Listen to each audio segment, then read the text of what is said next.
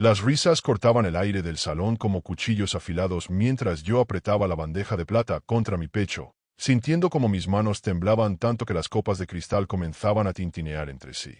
El rival estaba de pie frente a mí, su traje italiano reflejando las luces doradas del candelabro, y su voz resonaba más fuerte que la música de jazz que moría lentamente en los altavoces. «Miren esto», decía señalándome con su cigarro cubano, dejando que el humo dibujara círculos lentos entre nosotros. «El restaurante contrata mujeres en este estado. ¿O es que el uniforme viene así de grande ahora?» Los hombres en las mesas cercanas reían con esa risa falsa que usan los cobardes cuando quieren agradar al poderoso, y yo bajé la mirada hacia mis zapatos gastados, sintiendo como el bebé se movía dentro de mí como si también quisiera escapar de ese momento.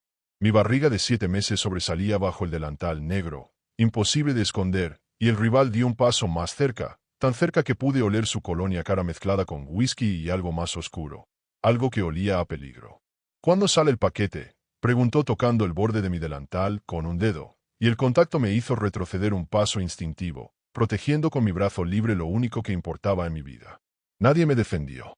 Los otros meseros miraban hacia otro lado. El gerente había desaparecido en la cocina 5 minutos antes como si supiera exactamente qué iba a pasar, y los clientes regulares estudiaban sus platos con un interés repentino y sospechoso.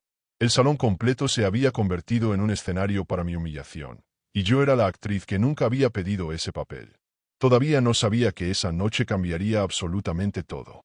El rival continuó con sus comentarios, cada palabra diseñada para recordarme mi lugar en el mundo, tan abajo en la cadena alimentaria que ni siquiera merecía nombre propio. «En mis negocios», dijo volteando hacia sus acompañantes, «las empleadas embarazadas se quedan en casa. Es cuestión de estética».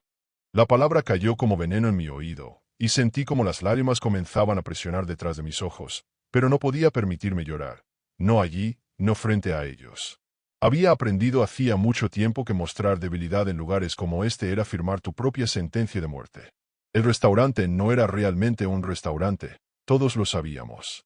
Era un club privado donde hombres peligrosos hacían negocios peligrosos bajo manteles de lino blanco y arreglos florales que costaban más que mi salario mensual. Yo era invisible la mayoría de las noches, exactamente como necesitaba ser, porque las camareras que llamaban la atención en lugares como este tendían a desaparecer sin preguntas, sin investigaciones, sin nada más que un espacio vacío en el horario de turnos. Pero esa noche yo no era invisible. El rival me había elegido con propósito, lo vi en sus ojos cuando entró 2 horas antes, como su mirada se detuvo en mí un segundo más de lo normal, como intercambió una mirada con uno de sus guardaespaldas antes de sentarse en la mesa central. Ahora entendía que esto no era casualidad ni crueldad aleatoria. Había algo más, algo que hacía que mi corazón latiera tan fuerte que podía escucharlo sobre el murmullo de conversaciones y el tintineo de hielo en los vasos. Intenté retroceder hacia la cocina, murmurar una disculpa automática, pero el rival extendió su brazo bloqueando mi camino. «¿A dónde vas tan rápido?», preguntó con una sonrisa que no llegaba a sus ojos. «Todavía no hemos terminado de conversar». Sus dedos rozaron mi muñeca y en ese momento exacto la puerta principal se abrió con un sonido seco, metálico, definitivo. El silencio cayó sobre el salón como una manta pesada sofocando cada risa, cada conversación, cada respiración. La música se detuvo a mitad de frase. Las copas quedaron suspendidas a centímetros de los labios. Hasta el aire pareció detenerse. El jefe de la mafia entró caminando con esa calma que solo poseen los verdaderamente peligrosos, los que no necesitan correr ni gritar porque el mundo se detiene para ellos. Vestía un traje oscuro tan perfectamente cortado que parecía una segunda piel, y sus zapatos de cuero italiano resonaban contra el piso de mármol con un ritmo que marcaba cada segundo como una cuenta regresiva. No miró directamente a nadie al principio, pero su presencia llenó cada centímetro del espacio, absorbiendo el oxígeno y la valentía de todos los presentes. 3 guardias entraron detrás de él. Hombres grandes con trajes que no podían esconder completamente las armas bajo sus chaquetas, y se desplegaron por el salón con movimientos precisos que hablaban de entrenamiento militar. El rival soltó mi muñeca inmediatamente, su postura cambiando de depredador a algo más cauteloso, más calculador. Yo aproveché para retroceder otros 2 pasos, presionando mi espalda contra la columna de mármol más cercana, queriendo fundirme con la arquitectura y desaparecer. El jefe se detuvo en el centro del salón, exactamente bajo el candelabro principal, y sus ojos recorrieron el espacio con la precisión de un escáner. Entonces hizo un gesto mínimo con su mano derecha, solo 2 dedos moviéndose apenas unos centímetros, pero fue suficiente. Los guardias se movieron inmediatamente hacia mí, sus pasos sincronizados, sus caras inexpresivas, y en cuestión de segundos estaba rodeada por un círculo de trajes negros y miradas entrenadas para no revelar nada. Mi corazón se detuvo. Mi respiración se cortó. El bebé dio una patada fuerte contra mis costillas como protestando por el miedo que inundaba mi sistema. ¿Por qué el hombre más peligroso de la ciudad vino justo cuando me estaban destruyendo? ¿Y por qué sus guardias me rodearon a mí? No podía moverme. Los guardias no me tocaban, pero su presencia era una pared física, un mensaje claro para todos en el salón. Esta mujer está bajo protección, bajo custodia, bajo atención especial. El rival había retrocedido hacia su mesa, su expresión ahora cuidadosamente neutral, pero vi como su mano derecha se movía lentamente hacia el interior de su chaqueta, un movimiento que uno de los guardias notó inmediatamente, haciendo que su propia mano se posicionara cerca de su arma. La tensión en el aire era tan densa que podía saborearse, metálica y amarga como sangre. El jefe finalmente me miró directamente, y sus ojos eran del color del hielo sobre agua profunda, fríos pero con algo moviéndose debajo, algo que podía ahogarte si no tenías cuidado. ¿Cómo te llamas?, preguntó con una voz baja que de alguna manera llenó todo el salón. Mi nombre salió de mis labios como un susurro tembloroso, casi inaudible, pero la sintió como si hubiera escuchado perfectamente. Entonces vi el detalle que nadie más vio. En la muñeca izquierda del rival había un tatuaje apenas visible bajo el puño de su camisa, un símbolo que reconocí porque lo había visto antes, hacía 6 meses, en documentos que no debía haber visto, en una carpeta que se quedó olvidada a la mesa 12 una noche particularmente ocupada. Yo había echado un vistazo rápido antes de entregarla al gerente, solo curiosidad tonta de una mujer que limpiaba mesas y recogía secretos sin querer. Ese símbolo marcaba a los traidores, a los infiltrados, a los hombres que vendían información a la organización rival. Mi respiración se aceleró. El jefe seguía mirándome con esa intensidad que parecía ver a través de mi piel hasta mis pensamientos. «Relájate», dijo, y no sonaba como un consejo sino como una orden. «Nadie va a hacerte daño aquí». Pero la forma en que lo dijo, con ese énfasis en la palabra aquí, me hizo entender que afuera de estas paredes las reglas eran completamente diferentes. Uno de los guardias se inclinó hacia el jefe y le susurró algo al oído, tan bajo que no pude escuchar las palabras, solo el murmullo grave de su voz. El jefe asintió una vez, sus ojos nunca dejando mi rostro, y luego señaló hacia el corredor que llevaba a las áreas de servicio. «Acompáñala», ordenó, y 2 guardias inmediatamente se posicionaron a mis costados, no tocándome pero guiándome con su presencia. Mis piernas se movieron automáticamente, entrenadas por meses de obedecer órdenes sin preguntar, y caminé hacia el corredor sintiendo todas las miradas del salón clavadas en mi espalda. El rival se había quedado de pie junto a su mesa, su rostro ahora una máscara perfecta de indiferencia, pero sus manos apretaban el respaldo de la silla con tanta fuerza que sus nudillos estaban blancos. Lo peor fue cuando escuché mi nombre susurrado entre 2 clientes en una mesa cercana, seguido de una pregunta que no pude captar completamente pero que terminaba con las palabras 7 meses y su hijo. Mi mente comenzó a correr en círculos tratando de entender qué estaba pasando, porque todos parecían saber algo sobre mí que yo misma desconocía. El corredor era estrecho y mal iluminado, diseñado para que el personal se moviera sin ser visto por los clientes, y el contraste con el lujo del salón principal era brutal. Paredes de concreto pintadas de un gris institucional, tubos de ventilación expuestos, el zumbido constante de los refrigeradores industriales en la cocina cercana. Los guardias me guiaron hacia una puerta al final que nunca había visto abierta, una puerta de metal reforzado con una cerradura electrónica que uno de ellos desbloqueó con una tarjeta. Adentro había una oficina pequeña, espartana, con solo un escritorio de metal, 2 sillas y una computadora vieja. Me indicaron que me sentara y luego salieron, cerrando la puerta detrás de ellos pero quedándose justo afuera, sus siluetas visibles a través del vidrio esmerilado. Me senté despacio, sintiendo como mi cuerpo protestaba por la tensión acumulada, y el bebé se movió inquieto dentro de mí, patadas nerviosas que reflejaban mi propio estado.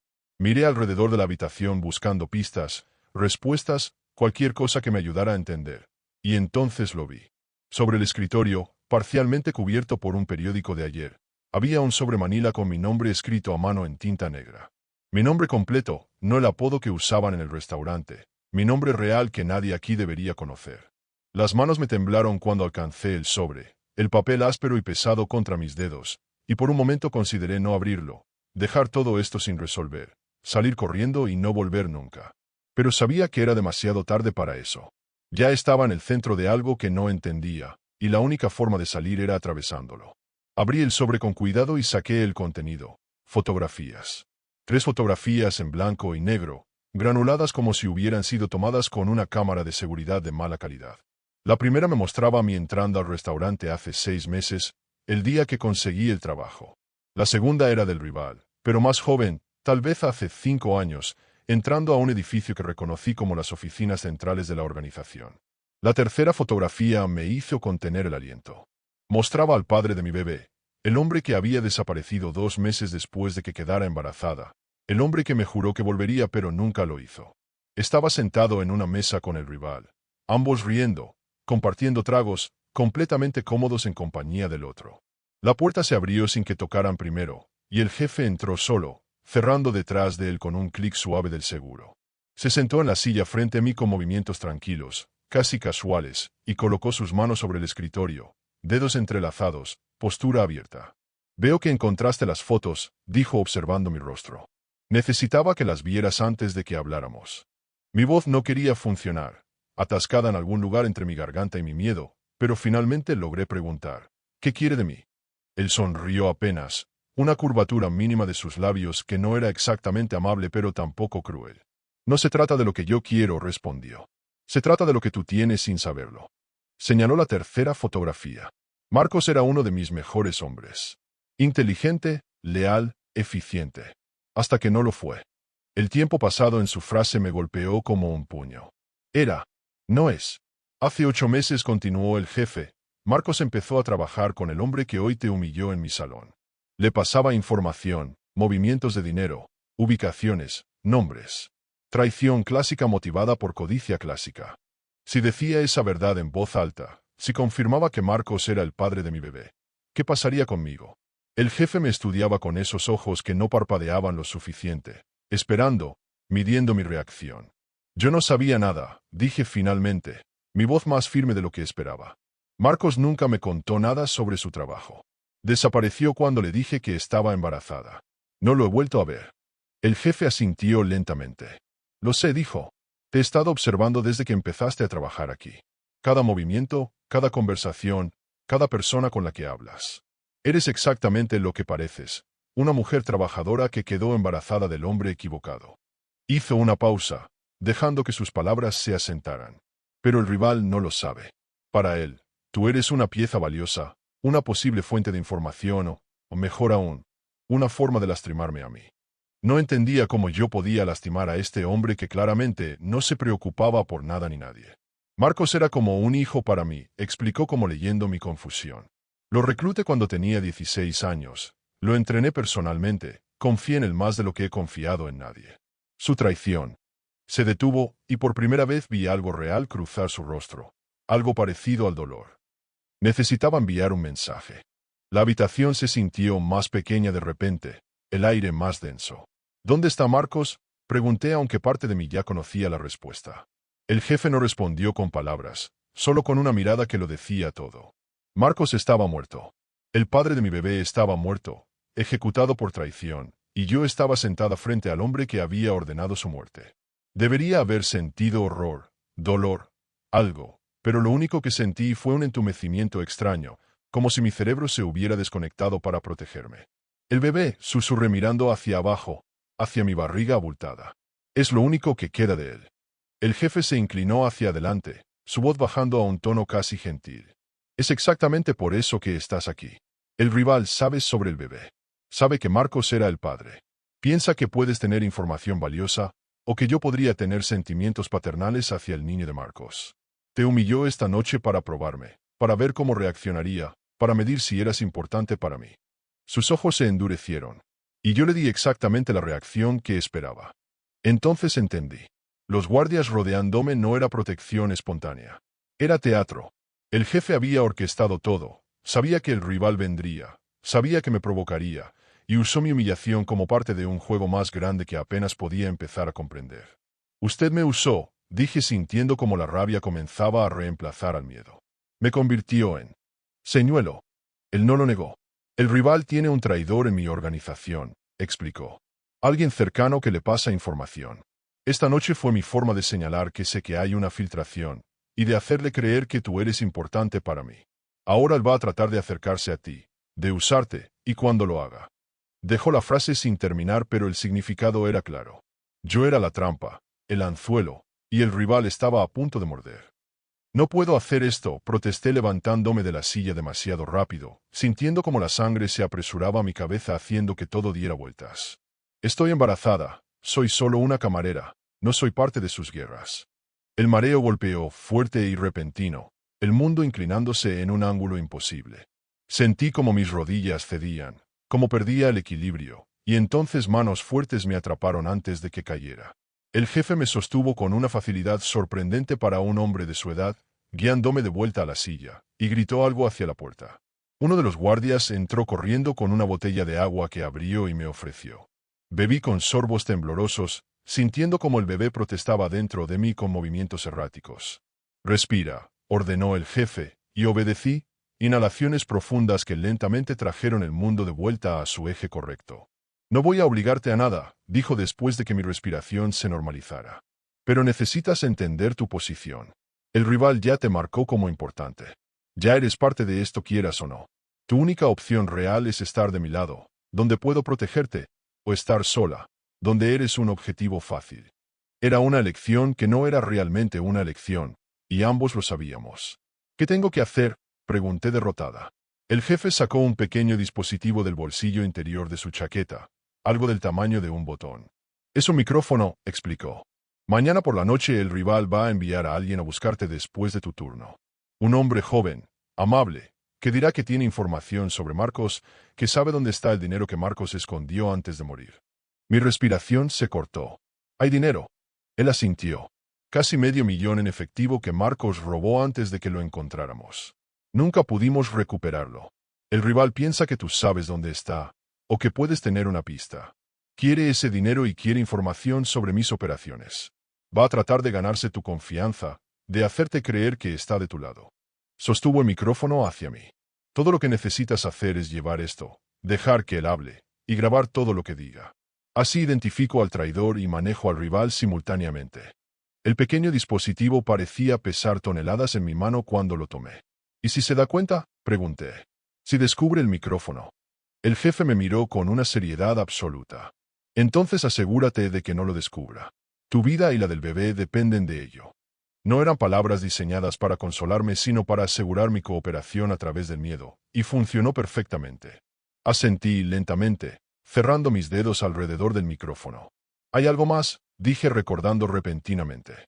El rival tiene un tatuaje en su muñeca izquierda, un símbolo que vi una vez en documentos sobre traidores.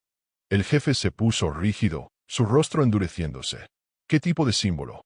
Describí el diseño lo mejor que pude, las líneas entrelazadas formando un patrón específico, y vi cómo su expresión cambiaba de interés a algo más oscuro. Ese es el sello de la Hermandad del Norte, dijo lentamente. No son solo rivales de negocios. Son. Se detuvo, reconsiderando sus palabras. Son mucho más peligrosos de lo que pensé. Se levantó abruptamente y caminó hacia la puerta, la abrió y llamó a uno de los guardias. Verifica todas las salidas. Nadie entra ni sale sin mi autorización directa. Luego se volvió hacia mí. Quédate aquí hasta que yo regrese. No hables con nadie.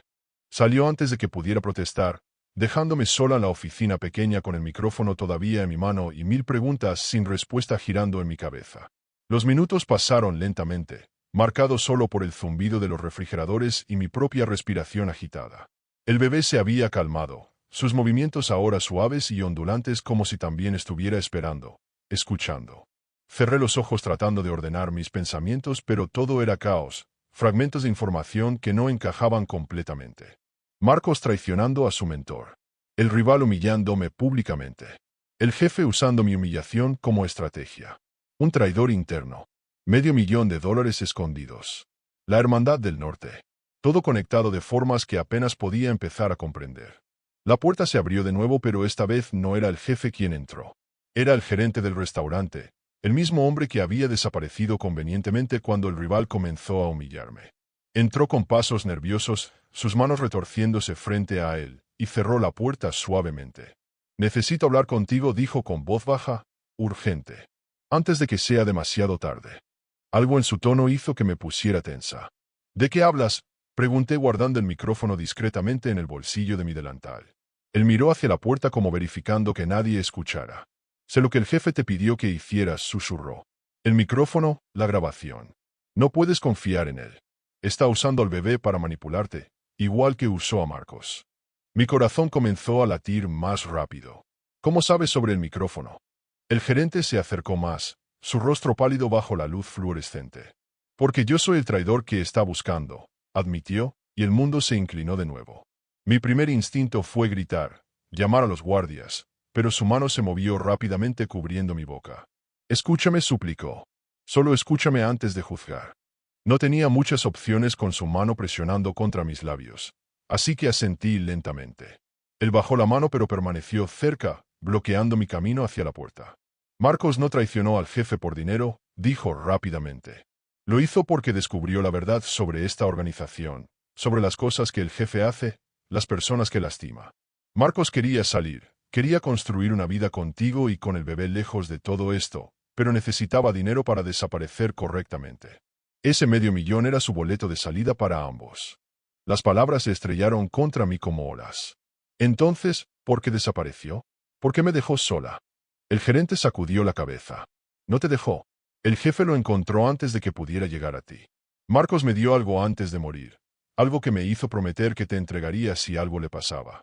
Metió la mano en su chaqueta y mi cuerpo entero se tensó esperando un arma. Pero lo que sacó fue una llave pequeña, dorada, con un número grabado. La casilla de seguridad 37 en el Banco Central, explicó presionando la llave en mi mano. Allí está el dinero que Marcos ahorró, y también una carta para ti. Una carta donde explica todo, donde te pide perdón, donde te dice cuánto los amaba a ambos. Lágrimas comenzaron a rodar por mis mejillas sin permiso, calientes y amargas. Si esto es verdad, dije con voz quebrada, ¿por qué trabajar para el rival? ¿Por qué traicionar a la organización? El gerente suspiró profundamente. Porque el rival prometió ayudarme a destruir al jefe, a desmantelar todo este imperio de violencia. Pensé que estaba haciendo lo correcto, vengando a Marcos, protegiendo a futuras víctimas. Pero ahora veo que solo cambié un monstruo por otro. Todavía no. Sabía si creerle, si esta era otra manipulación, otra capa en un juego demasiado complejo para mi comprensión. ¿Y ahora qué? Pregunté limpiándome las lágrimas con el dorso de mi mano. Ahora tomas esa llave y huyes, respondió con urgencia. Esta misma noche. El banco abre a las 6 de la mañana. Llegas cuando abren, sacas el dinero, lees la carta de Marcos y desapareces antes de que el jefe o el rival puedan detenerte. Sonaba demasiado simple, demasiado fácil, y mi instinto gritaba que había trampas escondidas por todas partes. Los guardias están en la puerta, señalé. ¿Cómo se supone que salga? Él sonrió tristemente. Hay un túnel de servicio en el sótano que conecta con el edificio vecino. Era la ruta de escape de emergencia de Marcos. Yo te puedo llevar allí, pero tenemos que irnos ahora, antes de que el jefe regrese. Era una decisión imposible. Confiar en el jefe que admitió estar usándome, o confiar en el gerente que acababa de admitir ser un traidor. Ambas opciones parecían caminos directos hacia la muerte. Pero entonces sentí al bebé moverse dentro de mí. Una patada fuerte que parecía decir, elige vivir, elige luchar, elige intentar. Me puse de pie lentamente, la llave apretada en mi mano izquierda y el micrófono todavía en mi bolsillo derecho. ¿Por qué me ayudas? Pregunté finalmente. Podrías simplemente irte, salvar tu propia vida. El gerente me miró con ojos cansados que habían visto demasiado. Porque le prometí a Marcos que cuidaría de ti si algo le pasaba. Y porque ese bebé que llevas es lo único inocente en todo este desastre. Merece una oportunidad. Asintió hacia la puerta. Ahora vamos. Cada segundo cuenta. Caminamos hacia el pasillo donde los guardias seguían de pie, sus espaldas hacia nosotros mientras vigilaban la entrada principal. El gerente me guió en la dirección opuesta, hacia una escalera de servicio que descendía hacia la oscuridad del sótano. Bajamos en silencio, solo el sonido de nuestros pasos contra el metal y mi respiración cada vez más agitada por el esfuerzo físico.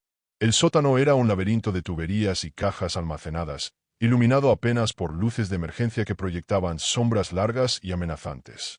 El gerente se movía con confianza, conociendo el camino, y yo lo seguía de cerca manteniendo una mano protectora sobre mi barriga. Llegamos a una pared de concreto que parecía sólida hasta que él presionó un panel escondido, revelando una puerta angosta. Esto te lleva directamente al estacionamiento del edificio de al lado, explicó. Desde ahí puedes tomar un taxi. No vuelvas a tu apartamento esta noche. Ve directamente a un hotel. Paga en efectivo, no uses tu nombre real. Abrió la puerta y el aire frío de la noche entró precipitadamente, trayendo el olor a basura y escape de automóviles. Estaba a punto de cruzar cuando escuché el chasquido inconfundible de un arma siendo amartillada detrás de mí. Buen intento, dijo una voz que reconocí como uno de los guardias del jefe. Pero el jefe anticipó que alguien trataría de sacarla por aquí. Me volteé lentamente y vi que no era solo un guardia sino tres, todos con sus armas apuntando directamente hacia nosotros. El gerente levantó sus manos lentamente. Esto no es lo que parece, comenzó, pero el guardia principal lo interrumpió. Es exactamente lo que parece. Traición. El jefe va a estar muy decepcionado. Me agarraron del brazo, no brutalmente pero con firmeza suficiente para dejar claro que resistir era inútil, y nos escoltaron de vuelta por las escaleras hacia el restaurante principal. Mi mente corría desesperadamente buscando una salida, una explicación, cualquier cosa que pudiera salvar mi vida y la del bebé. Nos llevaron de vuelta al salón principal donde la escena había cambiado dramáticamente en mi ausencia. Las mesas estaban vacías ahora, los clientes habían sido escoltados fuera, y solo quedaban el jefe, el rival, y varios guardias de ambos lados posicionados estratégicamente alrededor del perímetro. El jefe estaba de pie junto a la barra, una copa de whisky en su mano, y su expresión cuando me vio entrar entre guardias fue imposible de leer. El rival permanecía sentado en su mesa original, pero su lenguaje corporal había cambiado de arrogante a cauteloso, sus ojos moviéndose constantemente evaluando todas las salidas. Encontramos a la camarera tratando de escapar por el túnel sur, reportó el guardia. El gerente la estaba ayudando. El jefe tomó un sorbo lento de su whisky, saboreándolo, antes de responder. Interesante, dijo finalmente. Y encontraron algo en su posesión. Los guardias me registraron eficientemente, sacando primero el micrófono del bolsillo de mi delantal, y luego, para mi horror completo, la llave dorada que el gerente me había dado. El jefe estudió ambos objetos con fascinación, girándolos entre sus dedos. La llave de la casilla de Marcos, murmuró. Creí que esa llave se había perdido para siempre. Miró al gerente con algo parecido a la decepción. Así que fuiste tú todo este tiempo. No el rival. No un infiltrado externo. Sino alguien en quien confié durante años. El gerente mantuvo su barbilla en alto. Hice lo que creí correcto. Marcos era un buen hombre que tú corrompiste y luego asesinaste. Alguien tenía que hacerte pagar. El jefe caminó hacia él con pasos medidos. Marcos era un traidor, dijo con frialdad. Y pagó el precio que todos los traidores pagan en este negocio. Tú más que nadie deberías entender eso. El disparo sonó ensordecedor en el espacio cerrado, haciendo que mis oídos zumbaran y mi cuerpo entero se encogiera instintivamente protegiendo al bebé. El gerente cayó al piso con un golpe seco, sangre extendiéndose rápidamente bajo su cuerpo. Grité sin poder contenerme, el sonido rasgando mi garganta, y las lágrimas empezaron a caer sin control. El jefe guardó su arma tranquilamente, como si acabara de hacer algo completamente rutinario, y volvió su atención hacia mí. Esto es lo que pasa cuando la gente me traiciona, dijo con voz educativa, casi amable. Quería que lo vieras con tus propios ojos para que entiendas exactamente cuál es el costo de la deslealtad. Se acercó hasta quedar a centímetros de mí, tan cerca que podía ver las pequeñas líneas alrededor de sus ojos. Ahora dime la verdad. ¿Sabías que él era el traidor? ¿Estabas trabajando con él? No, logré decir entre sollozos. No sabía nada. Él me buscó en la oficina, me dio la llave, me dijo cosas sobre Marcos. Yo solo quería saber la verdad sobre el padre de mi bebé. Era honestidad cruda y desesperada, y aparentemente fue suficiente porque el jefe asintió lentamente. Te creo, dijo para mi sorpresa. Eres demasiado asustada, demasiado honesta para ser una buena mentirosa. Levantó la llave dorada. Esta llave vale mucho dinero, $500,000 como ya mencioné. Legalmente ahora me pertenece, ya que Marcos me robó ese dinero. Pero, hizo una pausa cargada de significado. Estoy dispuesto a hacer un trato contigo. Mi respiración se había convertido en jadeos irregulares, el miedo y la adrenalina haciendo que mi corazón latiera tan fuerte que podía sentirlo en mi garganta. ¿Qué tipo de trato? El jefe señaló hacia el rival que había permanecido sorprendentemente callado durante todo este intercambio. Nuestro amigo aquí tiene un problema, explicó. Pensó que tenía un informante dentro de mi organización dándole información valiosa. Ahora ese informante está muerto en mi piso, y él ha perdido su ventaja estratégica. Está en una posición muy vulnerable. El rival finalmente habló, su voz tensa. Vine esta noche bajo bandera de tregua. Matar a uno de tus propios hombres no cambia el acuerdo que teníamos. El jefe rió, un sonido sin humor. No teníamos ningún acuerdo. Y la bandera de tregua se rompió en el momento que decidiste humillar a una empleada embarazada en mi establecimiento para enviarme un mensaje. Se volvió de nuevo hacia mí. Aquí está mi oferta. Te doy la llave, el dinero y documentos limpios para que comiences de nuevo en cualquier lugar que quieras. A cambio, le dices a nuestro amigo exactamente lo que Marcos te contó antes de morir sobre las operaciones de la Hermandad del Norte. Era una trampa perfecta. El jefe sabía que Marcos nunca me había contado nada porque Marcos desapareció antes de que pudiéramos hablar sobre cualquier cosa sustancial. Pero el rival no sabía eso. Si yo decía cualquier cosa, verdad o mentira, el jefe podía usar mi testimonio para manipular o desacreditar al rival, y yo quedaría marcada como informante de ambos lados, un objetivo permanente. Marcos nunca me habló sobre su trabajo, dije con voz temblorosa pero firme. Me dejó cuando supo del bebé. No sé nada sobre la Hermandad del Norte, o sobre operaciones, o sobre cualquier cosa que ustedes hacen. El jefe estudió mi rostro durante largos segundos. ¿Estás absolutamente segura? Porque esta es tu única oportunidad de tomar el dinero y empezar de nuevo. Si no tienes información útil para mí, entonces no tengo razón para dejarte ir. Era un ultimátum disfrazado de negociación, y ambos sabíamos que mentir podría costarme la vida si mi historia no era convincente. El rival se puso de pie abruptamente, su paciencia aparentemente agotada. Esto es ridículo, declaró. La mujer obviamente no sabe nada útil. Déjala ir y terminemos con los verdaderos asuntos. Pero el jefe alzó una mano silenciándolo. Siéntate, ordenó con voz cortante. No te pedí tu opinión. El rival permaneció de pie por un momento desafiante antes de volver a sentarse lentamente, su mandíbula apretada en furia contenida. El equilibrio de poder en la habitación era palpable, la tensión tan gruesa que casi podía tocarse. Entonces el jefe hizo algo completamente inesperado. Extendió la llave dorada hacia mí. Tómala, dijo. El dinero es tuyo.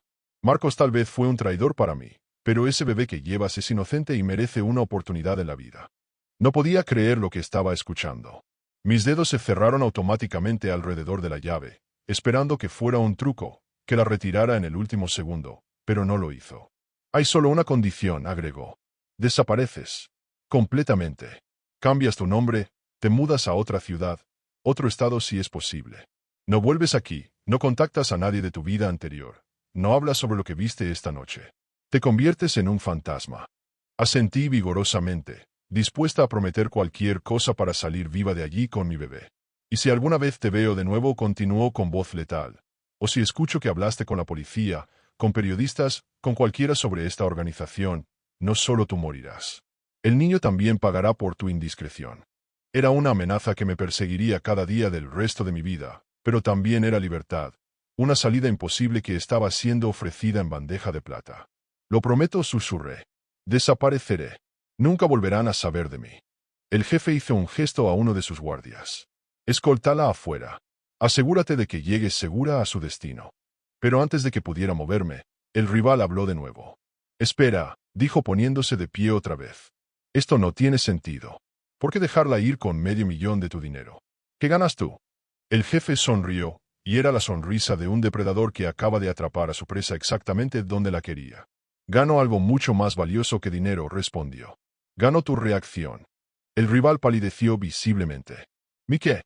El jefe sacó un pequeño dispositivo de su bolsillo, similar al micrófono que me había dado antes pero más sofisticado. Cada palabra que has dicho desde que entraste a este salón ha sido grabada. Cada admisión de conocimiento sobre la Hermandad del Norte, cada amenaza implícita, cada momento de debilidad que mostraste cuando el gerente cayó muerto. Todo documentado, todo respaldado. La expresión del rival pasó de confusión a comprensión a terror puro en cuestión de segundos. Esto fue una trampa, murmuró. Desde el principio. La camarera, el gerente, todo. El jefe asintió con satisfacción. Todo confirmó.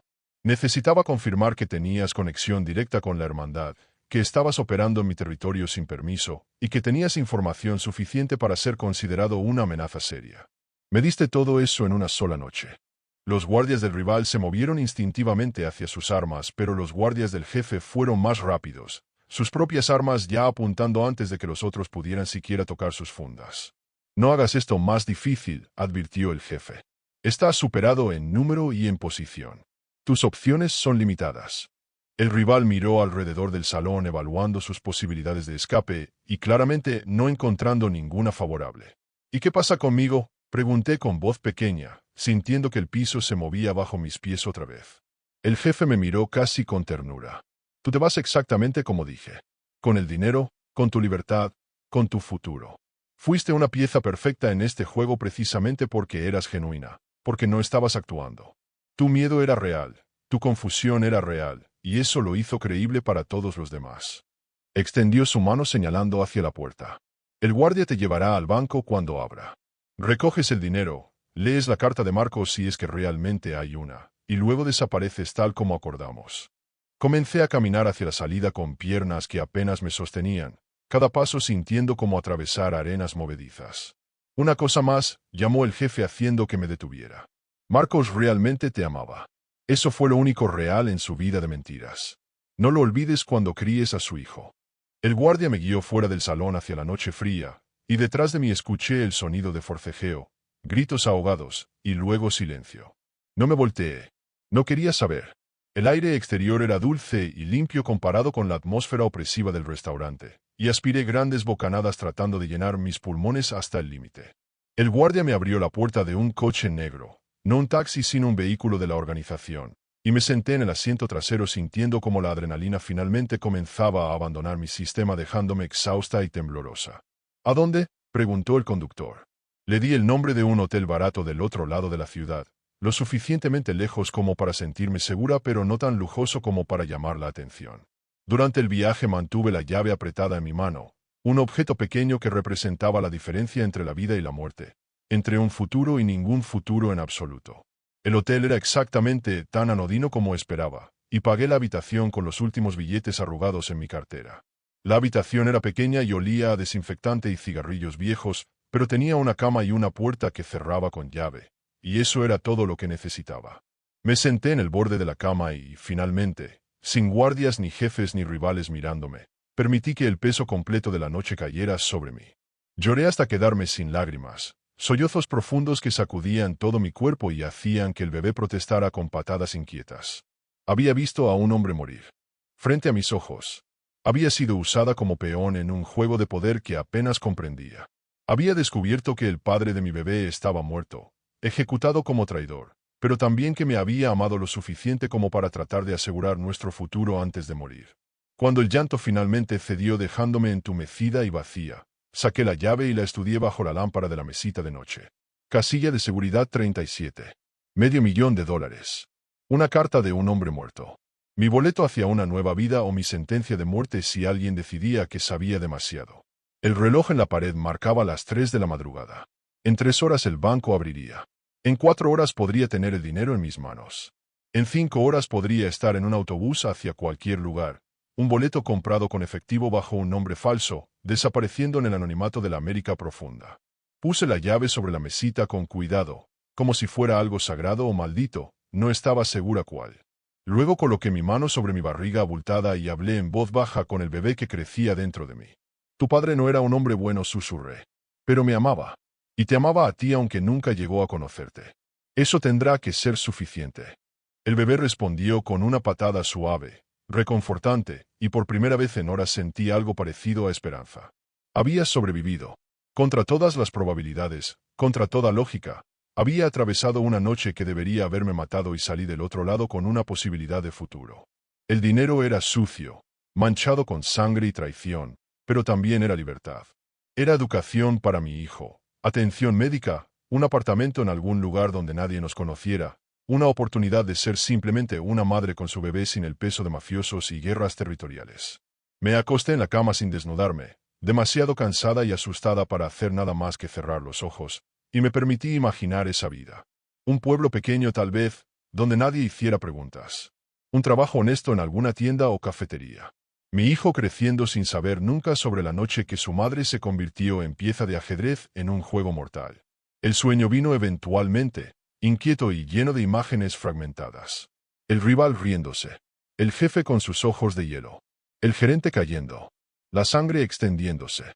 Marcos, un hombre que conocí brevemente y amé intensamente, Vivo en mis sueños aunque muerto en realidad, sosteniendo al bebé que nunca conocería. Desperté con un sobresalto cuando el teléfono de la habitación sonó estridente y agresivo.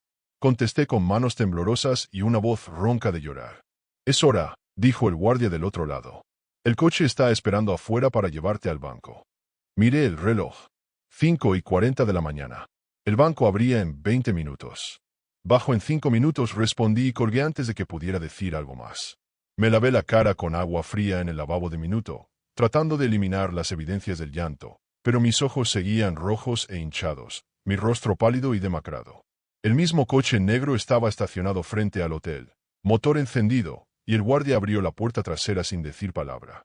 El viaje al banco fue silencioso, solo el sonido del tráfico matutino comenzando a despertar y mi propia respiración poco profunda.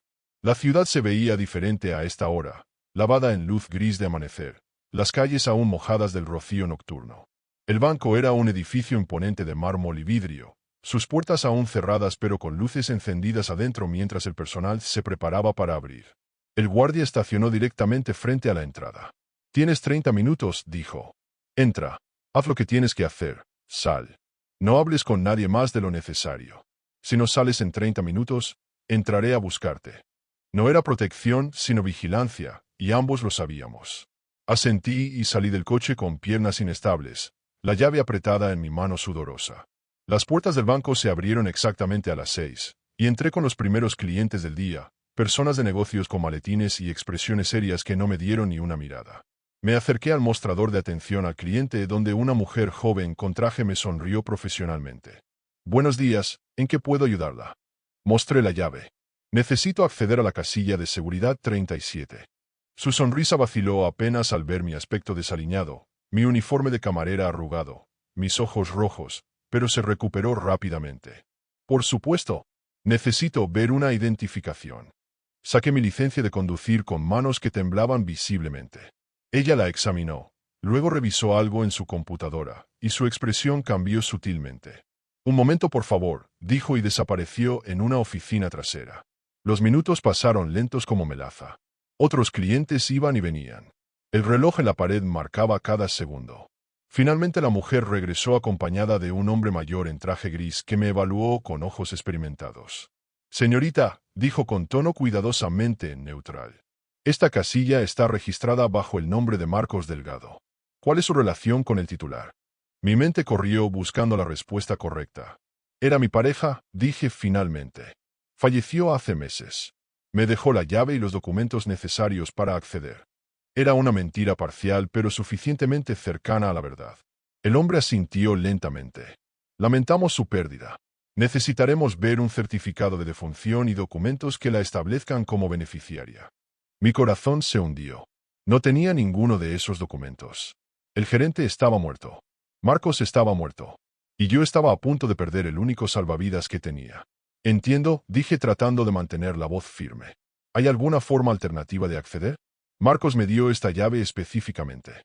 Dijo que todo lo que necesitaba estaba adentro, incluyendo los documentos sobre su testamento. El hombre y la mujer intercambiaron miradas. «Normalmente no permitimos el acceso sin documentación apropiada», comenzó el hombre, pero entonces su mirada cayó sobre mi barriga abultada y algo en su expresión se suavizó mínimamente. «Sin embargo, puedo hacer una excepción dado que tiene la llave física, lo cual sugiere que el titular quiso que usted tuviera acceso. Tendré que acompañarla personalmente y verificar el contenido antes de que pueda retirar cualquier cosa». No era ideal, pero era mejor que nada. «Gracias», dije con genuina gratitud. Me guió hacia las escaleras que descendían al sótano del banco, donde las casillas de seguridad estaban almacenadas en una bóveda de acero reforzado.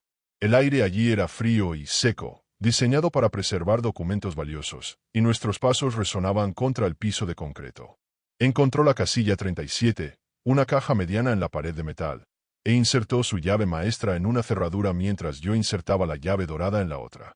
Giramos simultáneamente y la puerta pequeña se abrió con un clic satisfactorio. Dentro había una caja metálica del tamaño de una caja de zapatos. El hombre la sacó y la colocó sobre una mesa en el centro de la habitación. «Puede abrirla», dijo dando un paso atrás pero permaneciendo lo suficientemente cerca para observar. Levanté la tapa con manos temblorosas y el contenido me quitó el aliento. Fajos de billetes de $100, perfectamente organizados y envueltos en bandas elásticas, Llenaban la mitad de la caja. En la otra mitad había documentos y, encima de todo, un sobre blanco con mi nombre escrito en la letra de Marcos, una letra que reconocería en cualquier lugar porque había memorizado cada nota de amor que me dejó en nuestros breves meses juntos. Tomé el sobre con dedos que apenas funcionaban y lo sostuve contra mi pecho por un momento antes de abrirlo. La carta dentro estaba escrita en la misma letra apretada, las palabras apresuradamente garabateadas como si Marcos hubiera sabido que el tiempo se estaba acabando. Mi amor, comenzaba. Si estás leyendo esto significa que fracasé.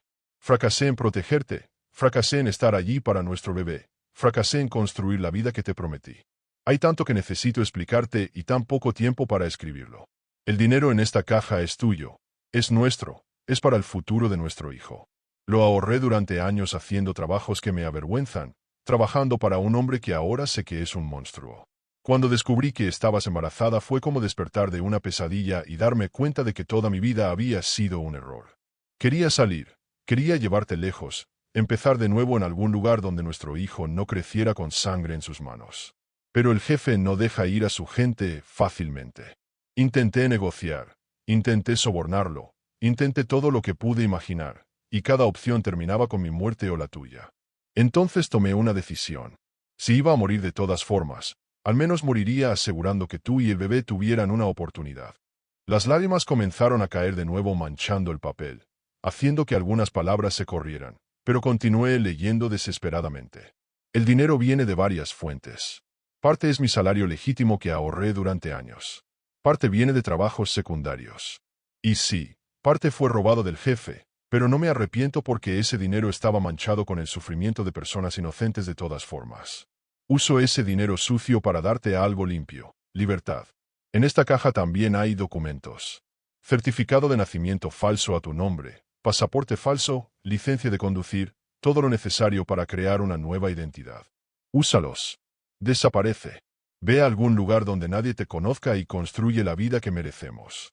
Nuestro hijo merece crecer sin miedo, sin violencia, sin las sombras que me persiguieron toda mi vida. Te amo más de lo que las palabras pueden expresar. Lamento cada promesa rota, cada lágrima que causé, cada momento que no estaré allí para sostener tu mano.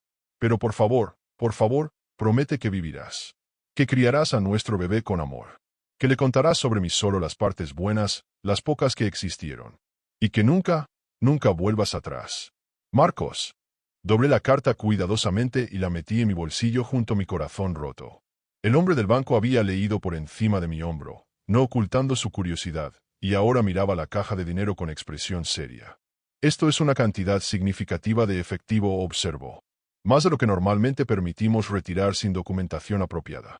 Mi corazón se hundió de nuevo. Pero continuó después de una pausa que pareció durar eternidades. Veo aquí documentos que parecen ser un testamento y una carta de intención declarando que todos los contenidos de esta casilla son para usted en caso de la muerte del titular. Técnicamente eso es suficiente para proceder. Me extendió una forma.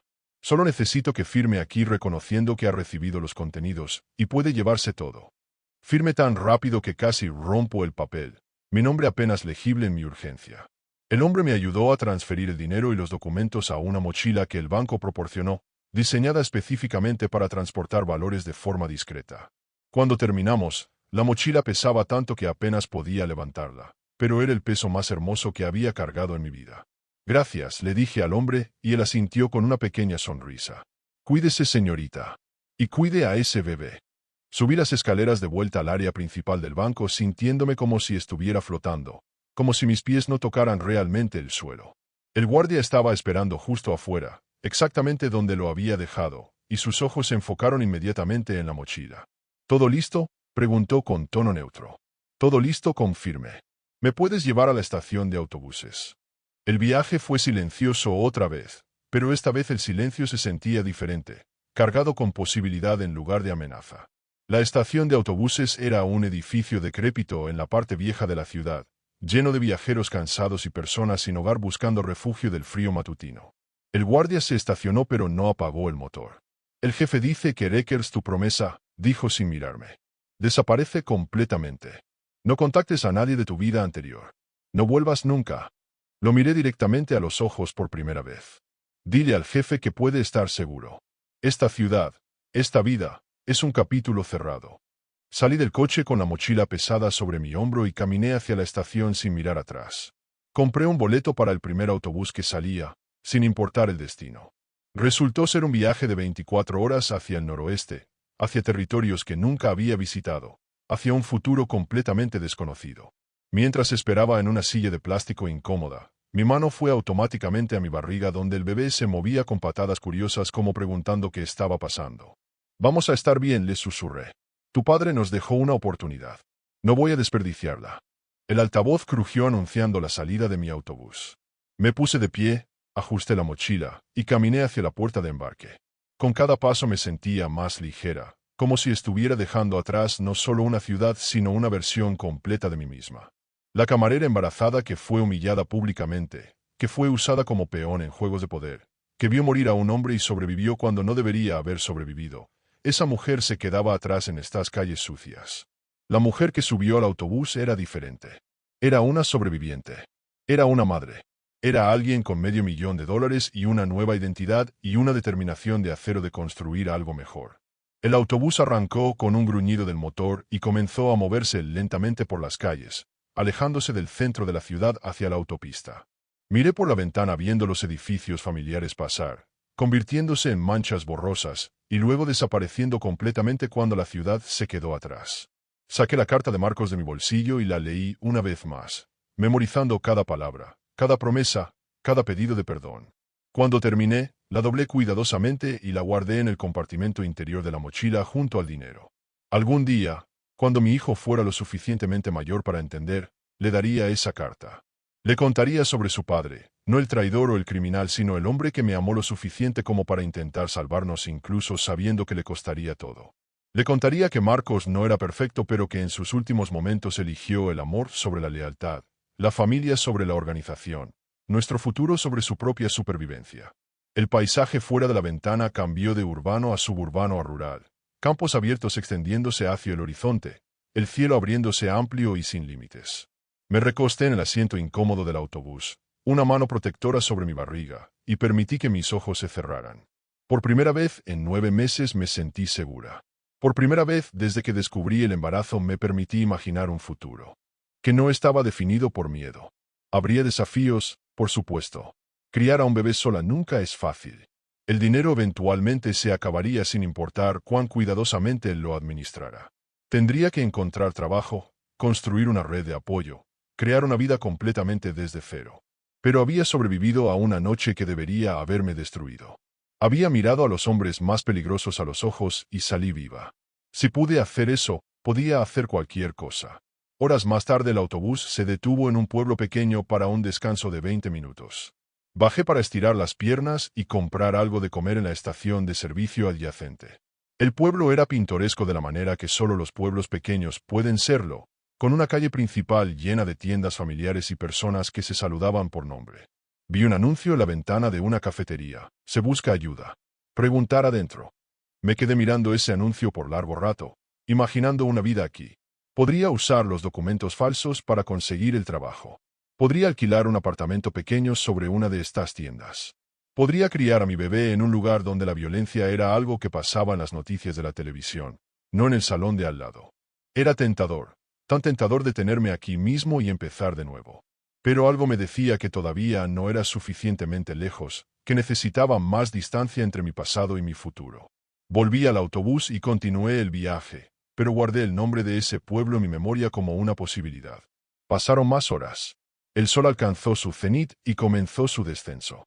Otros pasajeros subieron y bajaron en varias paradas.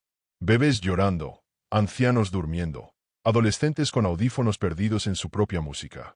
Vida ordinaria, maravillosamente ordinaria. El tipo de vida que había empezado a pensar que nunca tendría. Cuando el autobús finalmente alcanzó su destino final, era noche otra vez. Un ciclo completo desde aquella noche terrible en el restaurante. La terminal en esta ciudad era más nueva, más limpia, y las personas parecían diferentes, vestidas con ropa práctica en lugar de trajes caros, hablando con acentos regionales que nunca había escuchado antes. Era perfecto.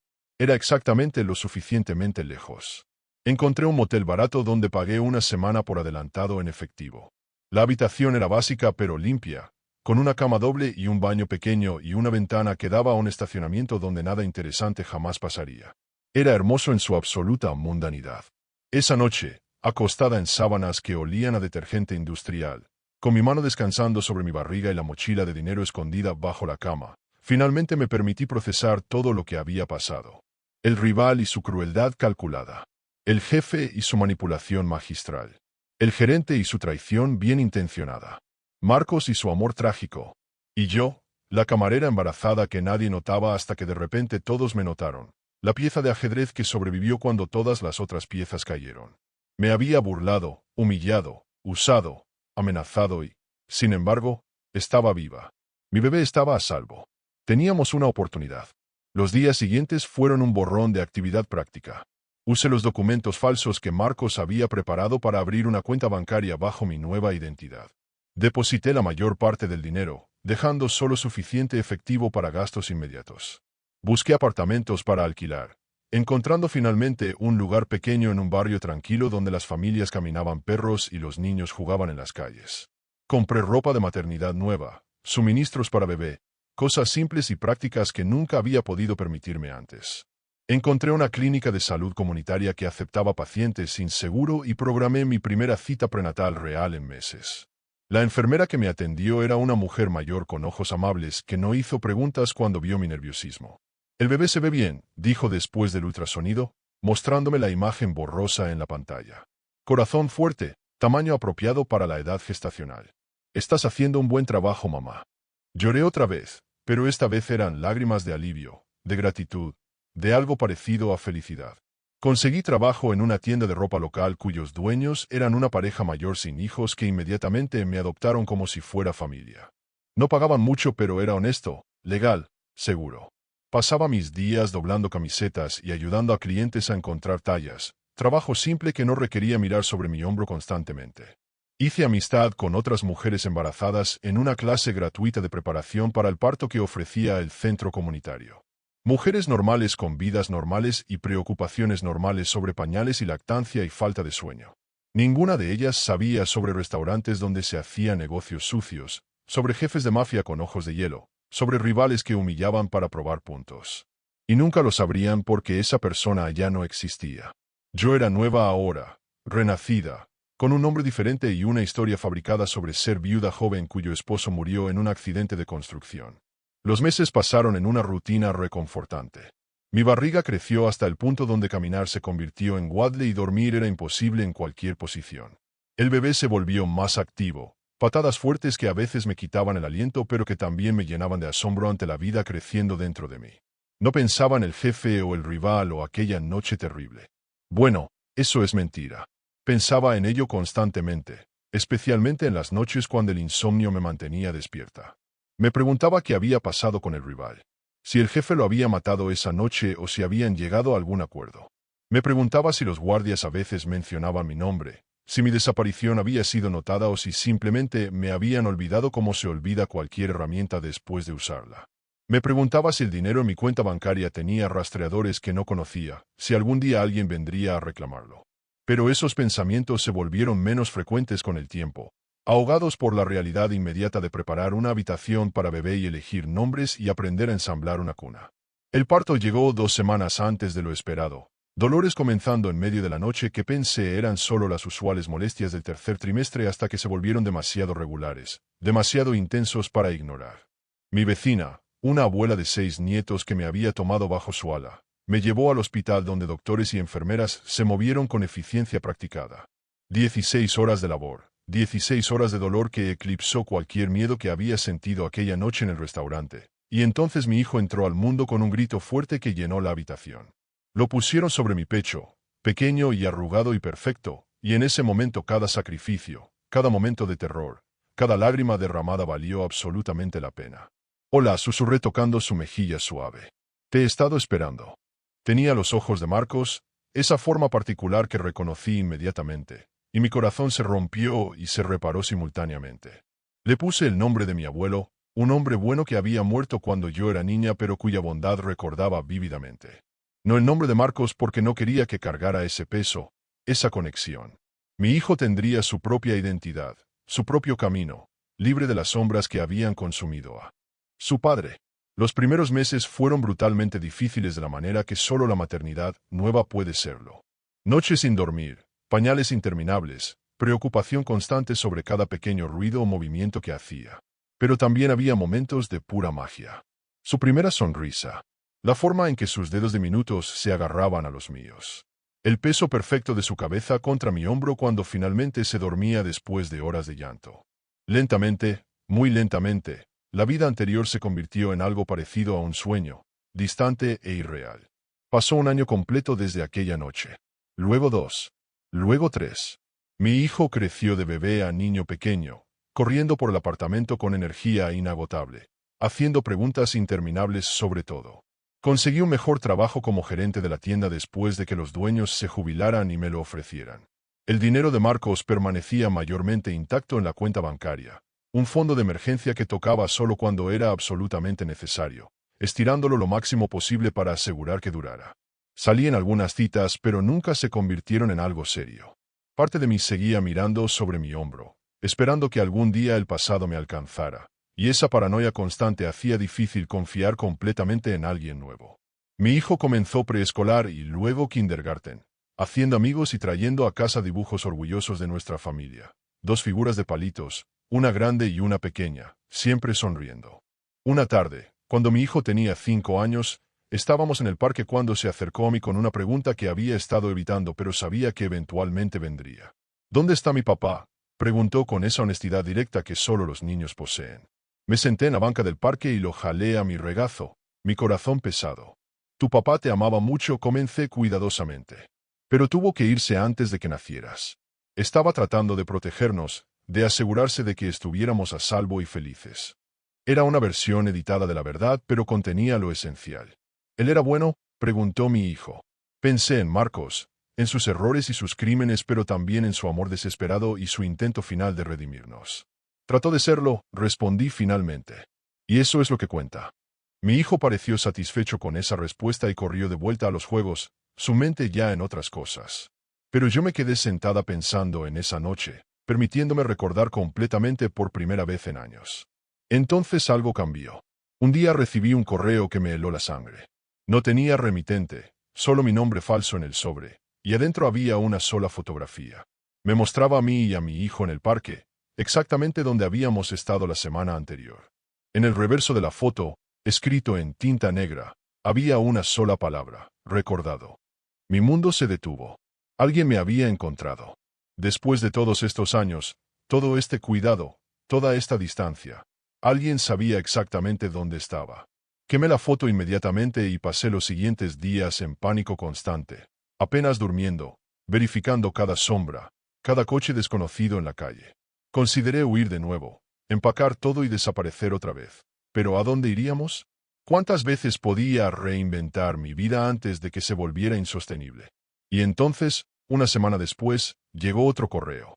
Esta vez contenía un recorte de periódico, amarillento y viejo. El titular decía: jefe de organización criminal encontrado muerto en aparente suicidio. La fecha era de hace 3 años. El jefe estaba muerto.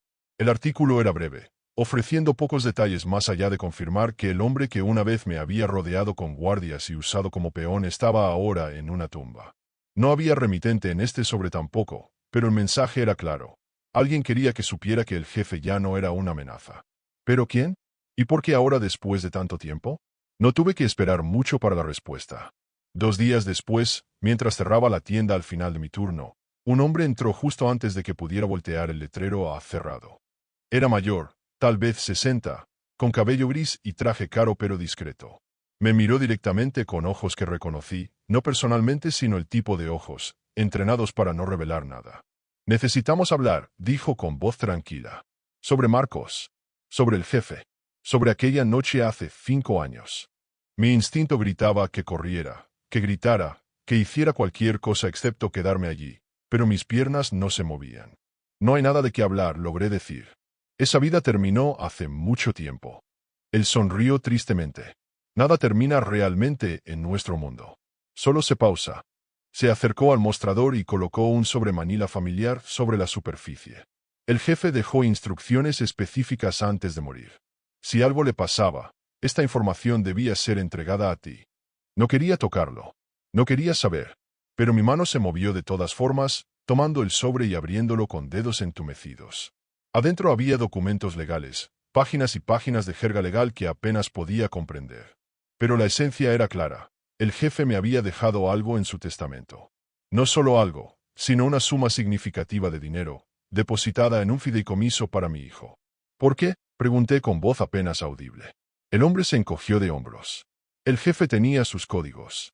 Marcos fue como un hijo para él, y a pesar de la traición, creo que sentía que te debía algo. O tal vez solo quería asegurarse de que su legado continuara de alguna forma. El fideicomiso equivalía a más de $2 millones, dinero sucio lavado a través de inversiones legítimas, ahora convertido en educación universitaria y futuro seguro para mi hijo. Era obsceno. Era tentador. Era peligroso aceptarlo porque aceptar significaba reconocer la conexión, admitir que había sido parte de ese mundo. No lo quiero, dije empujando los documentos de vuelta. No quiero nada de esa vida. El hombre no tocó los papeles.